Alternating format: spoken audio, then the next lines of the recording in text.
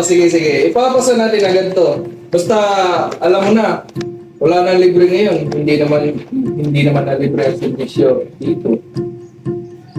Sige, sige, sige. Magandang araw po, sir. Magpapahalo up sana ako ng permit ko. 3 buwan na po kasi yun.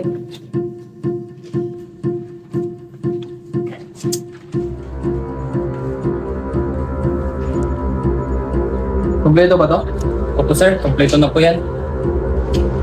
Kasi may kulang pa eh. Ano po yun, sir? Pera. Anong pera, sir? Kompleto na mga papilis ko, ha? Kung ganun, sa bagay, balik ka na lang sa susunod pag may pera ka na.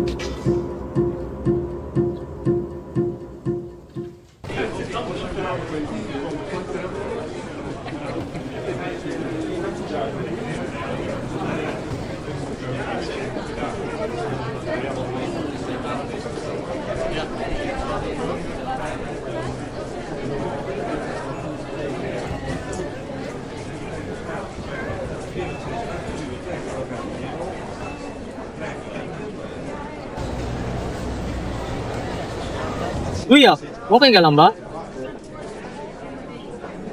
Ganito pala dito, no? Kahit tamat ka't lahat-lahat, tatatalo ko talaga kung walang pera. Ano yung sabihin? Kompleto naman ako sa requirements. May ebidensya akong hawak-hawak. Pero yung kabilang panig, may connection tsaka pera. Naku, hindi maaari yan. May batas tayo at may karapatan ka. Oo, may batas tayo. Pero para kanino ba talaga? Hindi pwedeng sumuko ka agad, kuya. Pero sino ba pakikinig?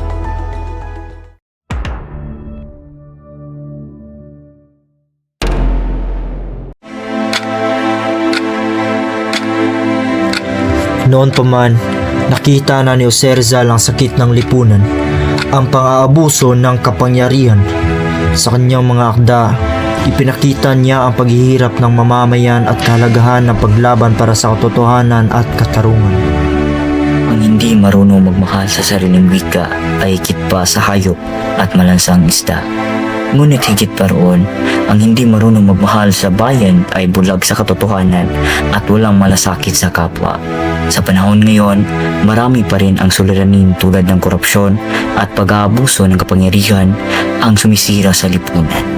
Kaya mahalagang maging mulat, makiisa at ipaglaban ang tama para sa ikabubuti ng bayan.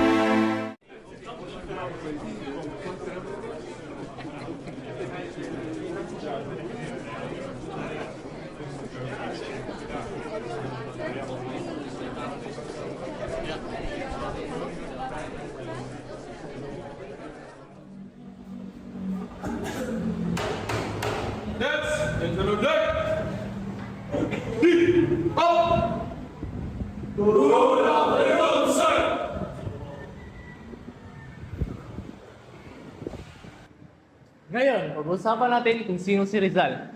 Para sa inyo, sino nga ba si Rizal? Sir! Ikaw? Sir, isang bayani po. Pero hindi lang siya bayani sa libro. Isa siyang paalala na may kapangyarihan ang katotohanan. Kung nandito siya ngayon, papayag ba siya sa korupsyon? Hindi po, sir.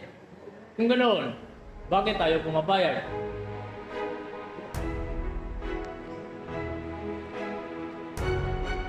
Ang pagbabago ay hindi nagsisimula sa gobyerno. Nagsisimula ito sa atin. Ikaw? Paano po kami magsisimula? Sa pagiging tapat, sa pagsasalita ng totoo, at sa hindi pagtanggap ng mali. Doon nagsisimula ang tunay na pagbabago. Para wala nagbago doon, may nagbago, ngunit hindi si Pai. Ang tanong, anong gagawin mo ngayon? Hindi na tayo mananahimik. Ganun, magsisimula tayo sa maliit, pero tuloy-tuloy. Lalaban natin ang tama, kahit mahirap. Nasa inyo na ang kinabukasan ng bayan.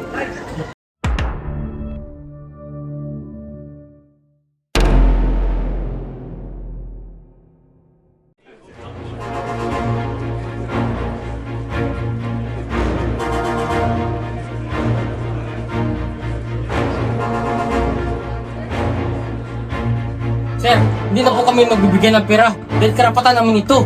Nako, huwag kang magmalinis. Lahat naman yung ginagawa eh. Sir, hindi na po lahat, hindi na po dapat. Pati hindi na rin yung mga ginagawa niyo. Ano to? Ang korupsyon ay sumisira ng katarungan, nagnanakaw ng oportunidad at nagpapahina ng tiwala sa mamayanan ng pamahalaan. Dapat itong wakasan dahil hindi naman ito sinisira ang kasalukuyan kundi pati ang kinabukasan ng ating bayan. Ang kabataan ay ang pag-asa ng bayan. Ang pag-asa ay walang saysay kung walang pagkikilos. Ngunit ang laban ay hindi pa tapos. Ang korupsyon na hindi lamang problema sa gobyerno. Ito ay laban ng lahat ng mamamayanan. Tulad ni Rizal, ang tunay na pagbabago ay nagsimula sa ating mga sarili. So ikaw kapatid, kailan tayo musimulang lumaban sa ating bayan?